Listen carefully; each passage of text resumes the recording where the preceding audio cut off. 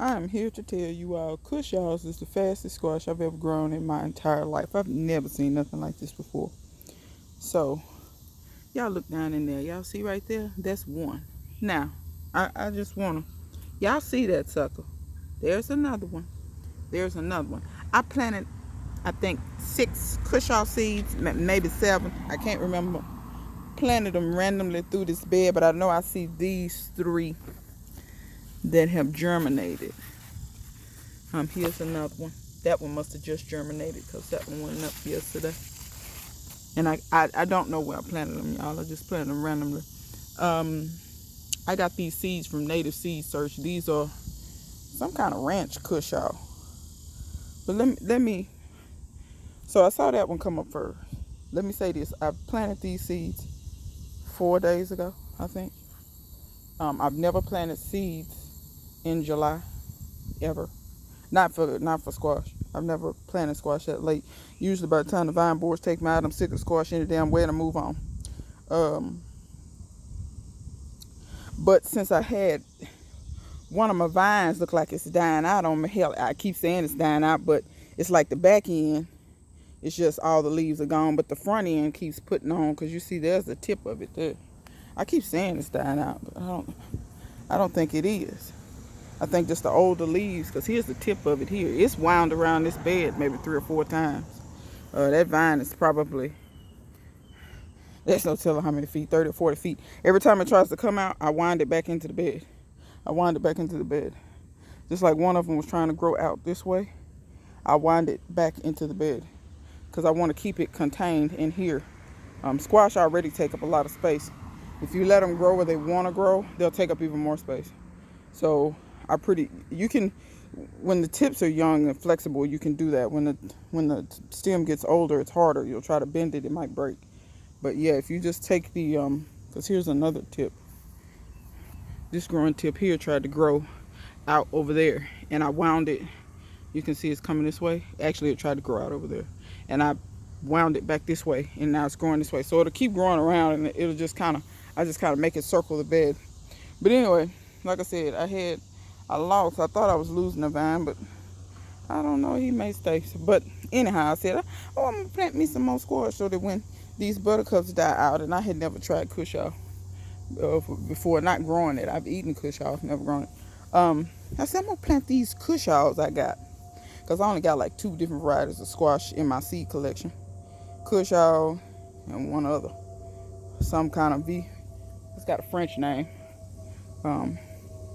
I forget where I got those squash from. But anyhow, planted the seeds like 3 or 4 days ago. And they came up. Okay. Squash come up kind of fast. It's nothing new. One day it looked, where's that new one? One day it looked like this. And I'm going to put my hand here for reference. Normal size. Okay. This would look like the second day. That's what it looked like the third day. Look at this. Look at that. I have never seen, that's the 4th day.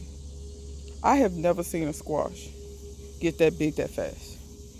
And if it's that big that fast already, good Lord. Ain't no telling, how big that's really going to get at the end of it all. It looks like I pinched the top out of this before. I've been pinching the top out of these Roselle to get them to branch. You can almost get any plant to branch by doing that. And I just pinched the very top out. I smell cigarette smoke. That must be the people across the street. They smoke. Honey, let me tell you something. If you smoke cigarettes, Jesus. I mean, more power to you, but Jesus. Because I can't handle it. That's an all-terrain vehicle. You pulling a trailer, they be doing some everything in the morning. You see some everything in the morning. Let me see here. I want to push you back in here, but no, you didn't snap. I thought that was going to snap on me. Sometimes you go to push stuff like that one. That one broke. So you go to get it back in the cage and it'll break on you. We'll see if this takes. If I try to shove the stem in the ground, it probably won't take. You know what? Just leave it on top of the ground. It'll be alright. When stuff like that happens in my garden, never fear. It ain't the whole plant. It'll be just fine. I bought a watermelon from the store, y'all. It tastes like crap. So I put the rinds out here to just feed the other watermelons. They'll break their compost down right where they are. So yeah, I don't see any females out here today. Y'all look how big these peanuts are and how upright they are. Look at them, so pretty. I got peanuts kind of scattered everywhere. My ground cherries is making over there. They got little blooms. Their blooms are open. There's some tiny ground cherries on there that's not ready yet. I don't know what pepper this is. We'll figure it out when the peppers get a little bigger, but every day it's got blooms open. This pepper, these super hot. Anytime they always have to get a good size before you really get to seeing peppers like that. I don't know what this is either. Every day the fish pepper has. Let me see, can I show y'all? I don't think I had showed y'all. See the peppers? They're purple. It's more than one on there. Here's another one. Yeah, y'all can see that. But they're purple. They will turn different colors as they ripen. But that's just what they are right now. Look at assassin bug. I don't know what he's assassinating, but more power to him. I ain't gonna bother.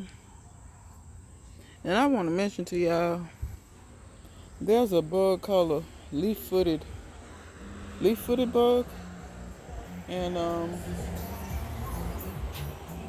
when it's in its nymph stage, it looks a lot like the assassin bug, but it's not, because those leaf-footed bugs, when they're babies, they're much smaller, and there'll be a whole lot of them that'll cluster up together, and they're pretty stupid. Like when you come near them, they just kind of cluster together and stand there and look at you. They don't have sense enough to move. But assassin bugs will usually, if you get close to them, they'll do what that one did, and which is go under the leaf and move. Also, assassin bugs have a little bit of black on their back.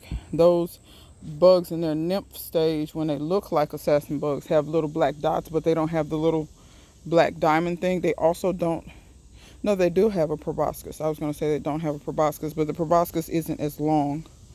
And when they're in the nymph stage, they're not as big as an assassin bug when it's full grown. So be careful. You could be killing, you think you're killing something. And another thing, if you never see the leaf-footed bug as an adult stage, like I don't see them anymore. I don't know what happened. I don't know if the assassin bug eats them, or if it's not conducive here anymore, or if it's the garlic stuff that I'm using, or what. But I don't see them anymore. But if you have leaf bug nymphs, you are definitely going to see the adults. The adults, they look totally different. They're dark. They fly. They love being on tomatoes. A lot of times they will eat. They love anything that's got a lot of water in them. They love watermelon fruit sets too. They usually kind of pierce your fruit sets when they're younger and suck all the water out of them. They'll do the same thing to a tomato. But yeah, I don't know why I don't have them anymore, because I haven't changed a whole lot of stuff out here. There's only a few things that I changed what I do. But yeah, I don't have them anymore. But like I said, you'll see them, those leaf-footed. And they call them that because their feet kind of look like a leaf, kind of. They have a hard body. They're dark. They're like really dark gray, almost black. They fly. They're annoying. They don't bite or nothing, but they're annoying. When you fool with your tomatoes or whatever they're on, they'll start flying. They'll fly from one plant to the next. You'll see them on the tomatoes, especially the nymph stage, sucking all the juice out of them. But yeah, my okra is looking good. They're coming along real good. They should be making okra pretty soon. This bed must be better than that bed, or it's getting more sun here or something. But that bed isn't looking bad. But I planted these at the same time, and they were the same size, which you see that. But anyway, I think this year's going to be year of the pepper. My experimental tomatoes, let me talk to y'all about that. And I'm not giving up on them, but I already see kind of an issue. A lot of times it'll have a bunch of blooms on here, and then next thing you know, the blooms, they fall off. Or, right as you think they would get pollinated or whatever, they fall off, and I'm going to put something around it to keep them up, to keep them upright. So they may start out with this number of blooms, but then by the time they get pollinated, it's only like 2 on there. Like, see there, the whole bloom will come off. And see, I'm wondering, this one allowed to come off after a while. I have noticed that. You have all those blooms, and then a lot of them will fall off. Now, see what I'm talking about? And they shouldn't do that. Like this one, you see, I think, see that one falling off. So it's almost like you don't want to make no tomato. And I know y'all gonna say, well, you touching them, you're knocking them off. Nah, you should be able to manipulate a tomato bloom. I'm not hitting that very hard. I'm lightly flicking it, and they shouldn't fall off. Now I have 2 that I saw that I think are gonna make tomatoes. I saw 2 that I think are gonna make tomatoes. But out of all these blooms, it's just like this dropping blooms. So I don't know what they did when they bred these. Because if you never get fruit, then, you see what I'm saying? If you never get fruit, you'll never be able to grow this again, taste it or whatever. And that's the stuff that I worry about with some of this stuff that they grow in the store. I don't know how I don't know. But like I said, it's an experiment. It's not my main tomatoes. These other ones will give me tomatoes, no, for sure. I've got tomatoes in 3 other places. But yeah, it's interesting. So we're going to see how they turn out. Maybe they're going to look like they're going to have a bunch of blooms, and they're just not real heavy producers.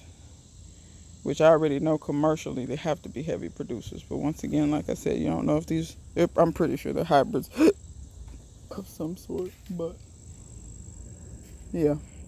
Anyway, we're going to see how that experiment turn out. But I'm finna get to watering, y'all, because I'm late on the game as far as watering today. So, till next time. See you guys later.